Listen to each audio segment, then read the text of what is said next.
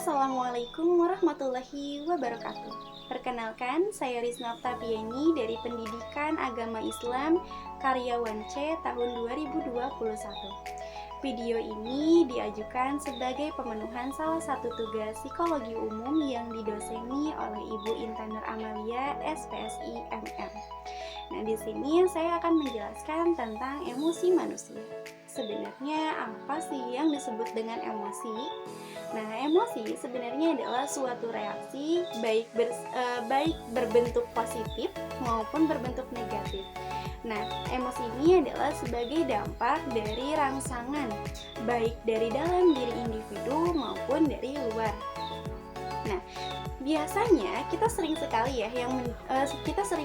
mendengar emosi. Nah, namun yang sering kita dengar itu adalah emosi marah. Nah, padahal sebenarnya emosi itu atau makna emosi itu sangat luas gitu, tidak hanya sekedar emosi yang merujuk kepada kemarahan saja.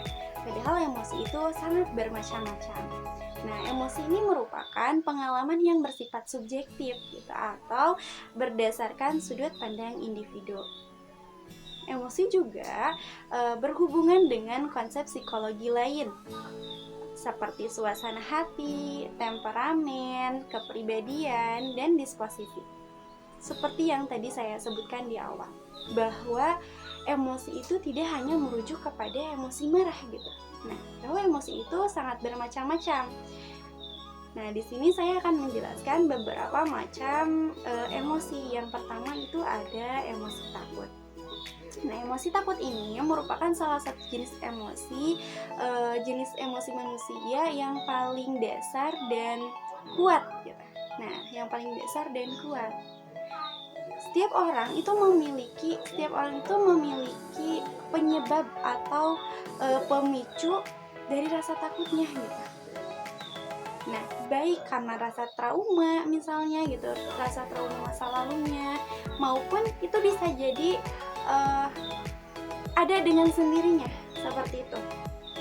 Nah, misalnya salah satu individu gitu, salah seorang itu melewati tempat yang sepi, ia merasa takut karena dulu pernah gitu terjadi sesuatu gitu, terjadi kekerasan di tempat yang sepi.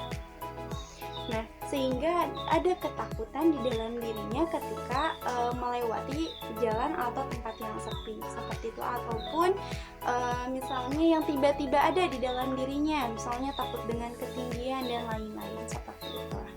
Yang selanjutnya yaitu ada emosi khawatir. Nah, emosi khawatir ini merupakan ketakutan yang bersifat imajiner, jadi yang masih berupa hayalan, belum terjadi. Jika tadi rasa takut itu merupakan objek nyata, nah kalau khawatir itu merupakan hayalan gitu, jadi belum terjadi. Jadi belum apa-apa, belum melakukan apa-apa, ia sudah berkesimpulan duluan gitu. Ia sudah merasa khawatir, misalnya ia akan menuju kelulusan misalnya seperti itu. Dia mengikuti proses ujian, tapi dia sudah khawatir duluan gitu dari awal. Saya takut tidak lulus ujiannya, saya takut tidak lulus sekolahnya seperti itu, padahal itu belum tentu terjadi seperti itu. Nah, selanjutnya ada emosi marah. Nah, emosi marah ini merupakan salah satu reaksi ketika kebutuhan salah satu individu tidak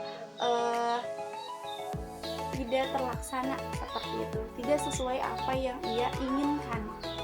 Ia akan merasa marah, ataupun ia tidak merasa diadili, misalnya tidak merasa diadili. Nah, ia akan merasa marah. Nah, jika kemarahan itu sudah mencapai puncaknya, biasanya individu itu melampiaskan kemarahannya itu dengan melempar barang misalnya gitu. Jika emosi marahnya itu sudah tidak terkendali seperti itu. Nah, yang selanjutnya ada frustasi. Nah, frustasi ini merupakan kondisi yang berhubungan dengan rasa putus asa. Nah, kondisi ini biasanya terjadi akibat ketidaksesuaian antara harapan dan realita. Jadi dia berharap tinggi, tapi realitanya tidak sesuai, seperti itu. Baik, selanjutnya yaitu emosi cemburu. Nah, emosi cemburu ini adalah emosi yang menimbulkan rasa curiga, marah, dan takut. Nah, intinya emosi ini atau emosi cemburu ini adalah rasa yang muncul saat seseorang menginginkan perhatian yang lebih dari orang lain, seperti itu. Jadi ada rasa takut ketika ia tidak mendapatkan perhatian lebih gitu. Misalnya di dalam keluarga. Nah, seorang kakak itu merasa cemburu kepada adiknya karena mendapatkan kasih sayang yang lebih dari orang tuanya. Jadi ia tidak mau gitu, tidak ingin ketika adiknya itu mendapatkan kasih sayang yang lebih gitu. Tidak sama dengan kasih sayang orang tuanya kepada dirinya. Seperti itu. Dia pasti akan merasa cemburu ketika kasih sayang orang tuanya lebih besar kepada adiknya. Nah, selanjutnya ada iri hati. Nah, iri hati ini adalah bentuk reaksi yang timbul ketika seseorang terobsesi akan sesuatu yang belum ia miliki. Nah, misalnya orang lain mendapatkan nikmat yang lebih, mendapatkan barang-barang yang lebih, misalnya seperti itu. Dan ia menginginkan sesuatu tersebut karena ia belum pernah memilikinya. Jadi ia merasa iri kepada orang tersebut karena orang tersebut sudah memiliki barang tersebut misalnya. Nah, ia akan merasa iri seperti itu. Yang selanjutnya ada emosi duka cita. Nah, emosi duka cita ini adalah dimana keadaannya itu muncul ketika ia ditinggalkan oleh orang yang sangat berharga di dalam dirinya gitu. Ia akan merasa sedih, ia akan merasa galau gitu.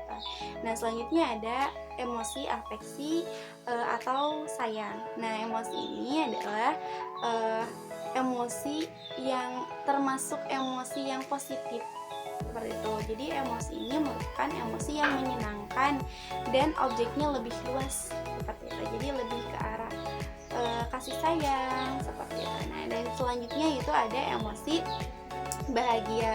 Emosi bahagia ini timbul karena apa yang diharapkan atau apa yang diinginkan oleh seorang individu itu terlaksana.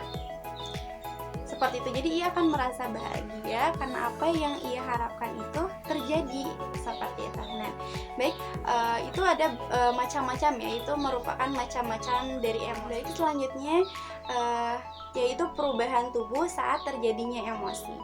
Nah, ketika terjadinya emosi, tentu saja ada beberapa perubahan yang terjadi di dalam diri seorang individu. Baik itu terasa oleh dirinya sendiri ataupun terasa oleh orang lain seperti itu. Yang pertama itu terpesona. Ketika muncul emosi terpesona, maka akan ada reaksi elektris pada kulit. Misalnya si pipinya itu jadi merah merona seperti itu karena ia merasa terpesona gitu. Bukan dalam arti wajahnya merah itu karena marah, bukan, tapi karena terpesona gitu. Biasanya lebih di pipi seperti itu. Yang selanjutnya itu ada emosi marah. Nah, biasanya ketika timbul emosi marah itu peredaran darah bertambah cepat, padahal ketika peredaran darah semakin cepat itu semakin tidak baik. Nah, selanjutnya itu ada timbulnya emosi terkejut. Ketika emosi terkejut itu timbul, nah denyut jantung itu akan lebih cepat, berdetak lebih cepat seperti itu. Biasanya itu terasa oleh diri sendiri ya, terasa oleh diri sendiri gitu. Nah, selanjutnya itu ada emosi kecewa. Nah, ketika timbul emosi kecewa, biasanya reaksinya itu lebih ke bernapas panjang gitu, merasa kecewa seperti itu. Nah, yang selanjutnya itu ada rasa cemas. Nah, ketika timbul rasa cemas, biasanya air liur itu mengering. Nah, ini dianjurkan ketika terjadi seperti itu kita diharuskan untuk banyak minum. Nah, yang selanjutnya yaitu ketika tegang.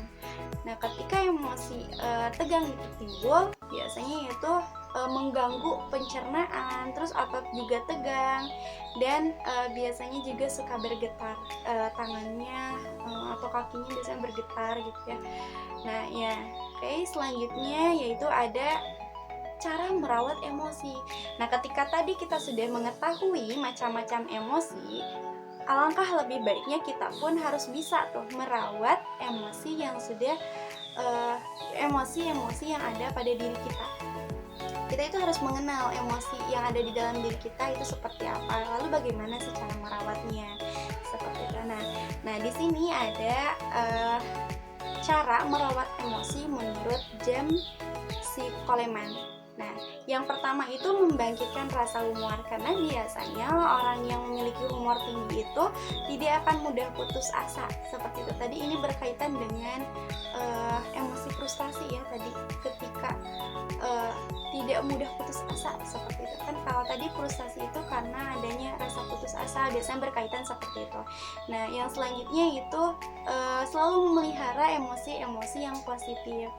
Nah, ketika kita mendapatkan emosi yang negatif, kita harus cepat-cepat gitu mengontrolnya dan memelihara dan menimbulkan emosi-emosi yang positif, supaya keadaan jiwa atau mental kita pun tetap sehat, seperti itu. Nah, selanjutnya yaitu senantiasa berorientasi kepada kenyataan. Jadi antara harapan kita dengan kenyataan itu harus sesuai, sebisa mungkin harus sesuai, harus dijaga supaya tidak berakhir dengan kekecewaan. Yang selanjutnya, yang terakhir itu ada mengurangi atau menghilangkan emosi-emosi negatif. Nah, itu sebisa mungkin kita harus menghilangkan emosi-emosi yang merusak mental atau jiwa kita, seperti itu. Nah, yang selanjutnya di sini ada 5 wilayah emosi. Nah, 5 wilayah emosi ini merupakan pendapat dari Goleman pada tahun 1997. Yang pertama itu ada mengenali diri sendiri, mengenali emosi diri. Tadi ya, setelah kita mengenal macam-macam emosi, tentunya kita akan melihat ke dalam diri kita. Emosi apa saja sih yang biasanya muncul pada diri kita? Apakah marah, apakah selalu khawatir, atau misalkan apakah selalu merasa takut, dan lain-lain. Nah, itu tentu harus dikenali dulu.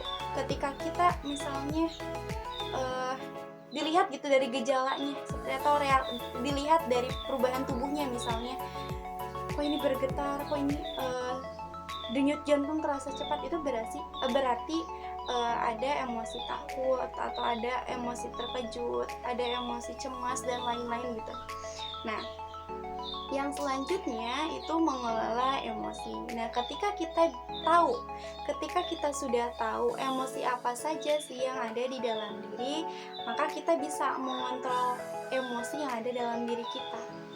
Jadi lebih baik ketika kita sudah mengenali, maka kita pun akan lebih mudah untuk mengendalikan atau mengontrol atau mengelola emosi tersebut. Yang selanjutnya yaitu mengenali emosi orang lain.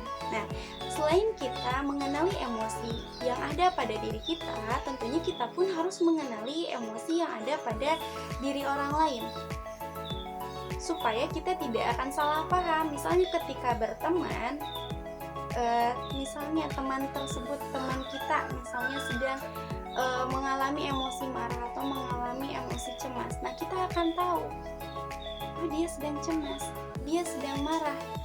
Nah, kenapa dia bisa marah, kenapa dia bisa cemas? Nah, kita harus mengetahui alasannya. Nah, yang selanjutnya yaitu membina hubungan dengan orang lain.